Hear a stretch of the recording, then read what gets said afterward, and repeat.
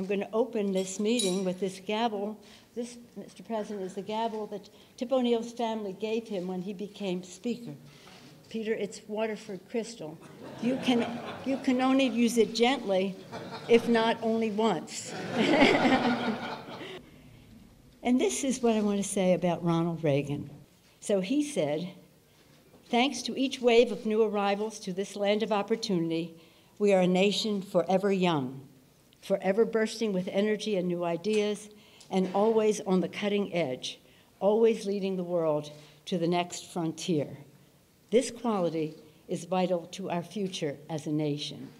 President Reagan went on to say, "If we ever close the door to new Americans, our leadership in the world would soon be lost." Ronald Reagan, his last speech as President of the United States. The story of Ireland and the United States, you can applaud if you want.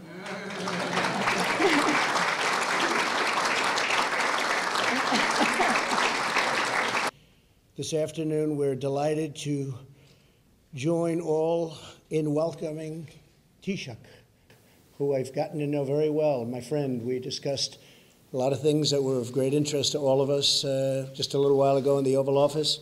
In particular, we talked about Brexit, something that's turning out to be a little more complex than they thought it would be. But it'll all work out. Everything does.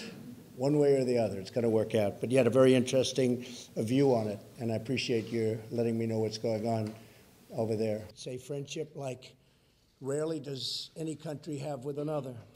As the United States and Ireland grow ever closer in friendship and partnership, and we are indeed growing closer, we're doing trade deals, we're doing things that we frankly have not done to this extent before. May we find inspiration in the example of those who came before. May we draw new strength from the noble example of St. Patrick, and may we all be blessed by the luck of the Irish. That's a good thing, the luck of the Irish. So you may wonder who's running the country, given that we're all having lunch here in Washington, D.C. Lá Éile Pádraig Honadíobh Galer.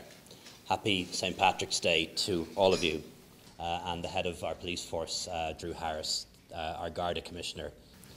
And I want to say, on behalf of the Irish Government, on behalf of the Irish people, that we thank the Friends of Ireland caucus and the Congress for their vital help at this critical time to help us to protect and ensure that there's no return to a hard border on the island of Ireland, whatever else may happen as a consequence of Brexit.